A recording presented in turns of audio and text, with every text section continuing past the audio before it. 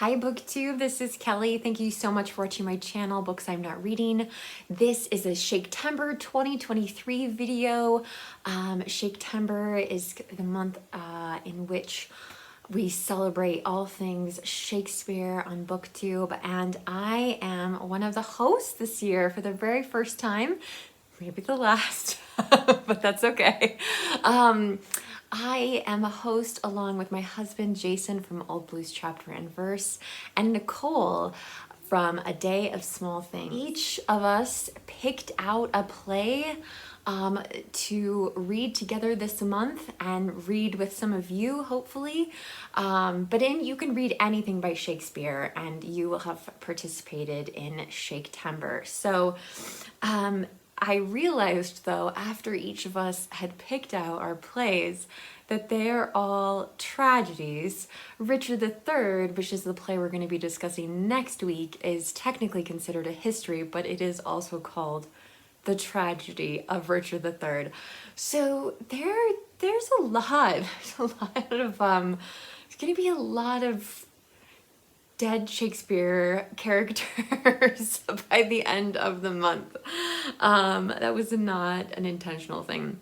The other thing I do want to say is that in my Shakespeare videos, I will be spoiling everything. So if you are in the middle of reading Romeo and Juliet, you don't know how it ends, by all means, I would encourage you to finish reading it and then come back, because all will be spoiled in this video. I'd like to start this video off by talking about what inspired Shakespeare, and this is something that I learned from my massive complete works of William Shakespeare. This is from the Royal Shakespeare Company, so I feel like they probably know what they're talking about. There was a narrative poem in 1562 called The Tragical History of Romeo and Juliet, and that may have been based on an Italian novella published in 1554 by Matteo Bandello, and William Painter translated that into English in 1567. It was called The Palace of Pleasures. We are always guessing a little bit when it comes to Shakespeare, but we think that Romeo and Juliet was first performed sometime between 1595 and 56. So it's definitely, realistic to think that Shakespeare would have read both of those, the narrative poem and the translation of the Italian novella. My question is always, would the audience know? Would the audience be familiar with those works? So I always think that's a really interesting thing. The first edition, if you will, they're called quartos, of Romeo and Juliet that was published was in 1597. There are at least 4 quartos of Romeo and Juliet. In 1623, the first folio is published, and the first folio has a lot of Shakespeare's plays, not all of them, but it did include Romeo and Juliet. Now, one of the things I think is fascinating is whenever we're reading one of Shakespeare's plays, there's always different editions, and they're kind of they're taking things from different places. I was amazed to learn that the very famous prologue from Romeo and Juliet, Fair Verona, where we lay our scene, a pair of star-crossed lovers take their life, I think something like that. That was actually not in the first folio, but it's so famous.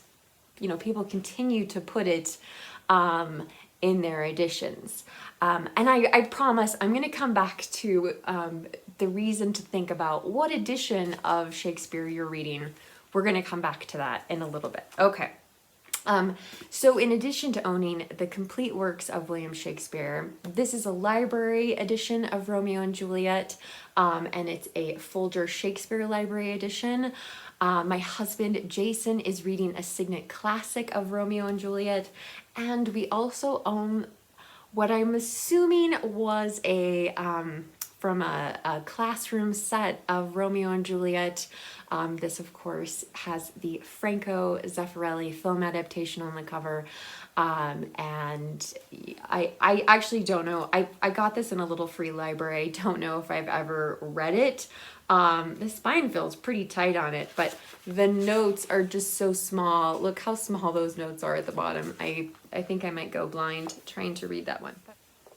All right, let's get into the details of Romeo and Juliet. So we have two houses, both alike in dignity, the Montagues and the Capulets, and they have a rip-roaring feud going on.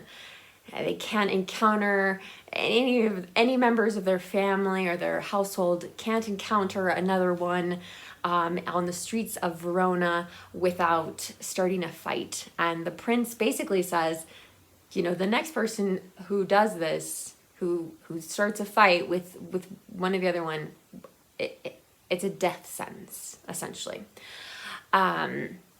So the Montagues and the Capulets are like, all right, we're gonna chill out a little bit. We're gonna try to be calm. Doesn't mean the young men of those families are going to be calm. But I think it's really important to note that Shakespeare never tells us what that feud is about. Why does he do that? Why does he never share with us what the feud in Romeo and Juliet is about? And I think the reason is that no matter what they're arguing about, no matter where this originated from, it's not worth the cost by the end of the play, right? So many people die in this play, and you know, so whatever it is that they're fighting about, it's not worth, the cost is too great, essentially. And that's what I think. I'd love to know what you think. Why did Shakespeare leave us out of that part of the story? Romeo and Juliet as characters within their own families are different. They don't seem consumed by this feud. He's, you know, this dreamy young man at the beginning of the play. He's thinking of Rosalind and, you know, totally fixated on her, and he just doesn't seem like he's maybe as hot-headed about fighting with the Capulets as some of his friends are. And Juliet, a very young Juliet, she's almost 14, and she's feisty and defiant, and you know, one minute she's telling her parents that she's not really interested in marriage, that she's not really, it's not something that she is that interested in, and then she meets Romeo and all bets are off. But I want to talk about death in this beautiful love poetry that Shakespeare has written in this play. Death is brought up so many times. They meet, they don't know each other's names. Shortly thereafter, Juliet asks her nurse to go and find out who he is. And she says, if he be married, my grave is like to be my wedding bed. So then we have the famous balcony scene. Shakespeare never calls it a balcony in the play, okay? Just to be clear. There are very few stage directions in Shakespeare, and it says that she's above him, but it doesn't say balcony. It's come to be known as the balcony scene. So Romeo and Juliet are talking, and Juliet says, how camest thou hither? Tell me, and wherefore? The orchard walls are high and hard to climb, and the place death, considering who thou art. If any of my kinsmen find thee here. And Romeo later says, I have night's cloak to hide me from their eyes, and but thou love me, let them find me here. My life were better ended by their hate. Which in some ways is what happens, right? They're driven to to die by suicide, and other people are planting that idea in their heads as well, which I found rather shocking. Then we have the fight between Tybalt and Mercutio, who is Romeo's friend. And Romeo is already married to Juliet secretly at this point, and he tries to break up the fight. And because he intervenes, his friend dies. And Mercutio, he has the famous line, "A plague on both your houses." So this idea of, and the plague was a very, very real thing in Shakespeare's time. Many people died from the plague. So to say that really would have resonated with Shakespeare's audiences. But of course, the plague is the death of the Montagues and the Capulets, their kinsmen, their friends, and their own children. And the other way that I think death intervenes in this also has to do with the plague, because Friar Lawrence, once he's made this plan with Juliet that she's going to take this potion. Thank God this potion does not exist in reality. There's this potion that makes it seem like she's dead, but she's not dead. She was just going to sleep for a couple days, and she's supposed to wake up in the tomb, and Romeo is going to be there with her, right? So Friar Lawrence has a friend go to Mantua to tell, to give him a letter explaining to Romeo what the plan is. And because of the plague, he cannot get there. He cannot reach Romeo on time. So again, like, death is intervening. These are definitely two star-crossed lovers. They have the worst luck imaginable.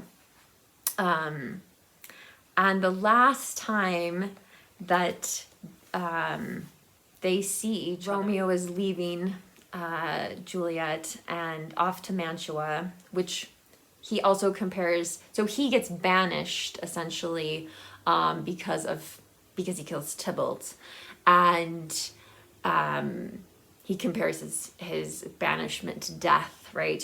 Like, oh, the flies get to see Juliet, but I don't get to see her.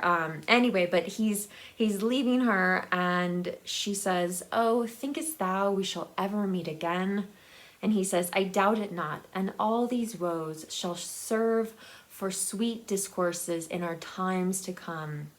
And then she says, "O God, I have an ill divining soul.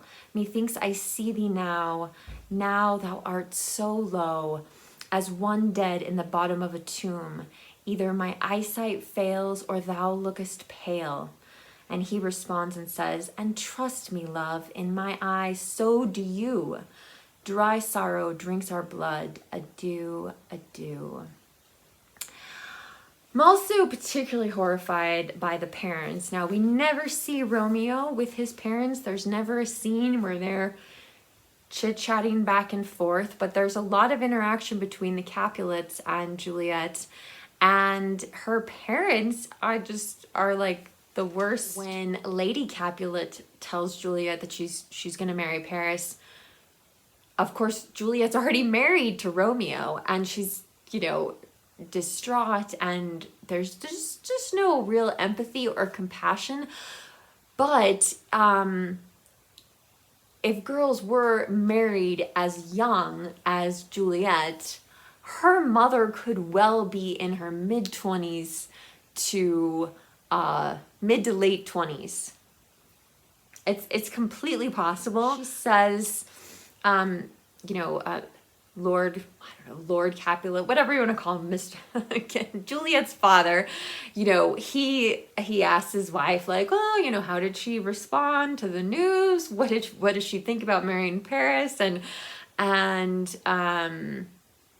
Lady Capulet says, "Aye, sir, but she will none.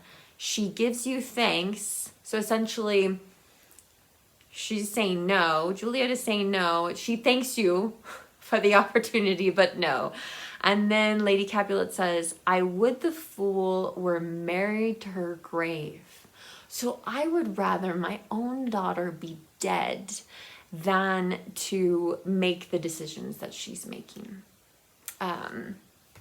Without them knowing the whole story, everything that's happening. Okay, so last thing I want to say about this, going back to the beginning where we're talking about different editions. So I talked to Jason about this idea of death and how it's just so embedded, this idea of death. And there's a scene in the tomb with Romeo. Juliet is still sleeping. He says, dear Juliet, why art thou yet so fair? Shall I believe that unsubstantial death is amorous, and that the lean abhorred monster keeps thee here in the dark to be essentially his lover?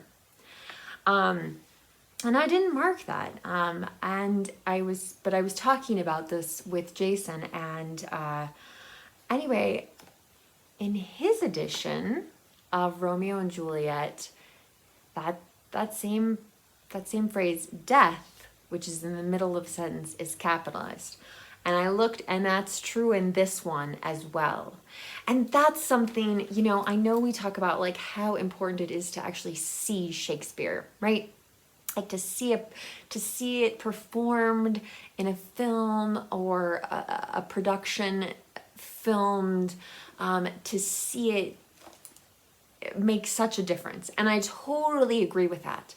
But I also think it's really important to read Shakespeare, because in a play you would never catch that, right? Like you would never know, is death capitalized or not? Because, and again, I don't know which quarto or if it's the first folio that death is capitalized, but that I think makes death a character in Romeo and Juliet, which is something I had never thought of until the third time reading Romeo and Juliet. So I would really love to know what you think about that idea.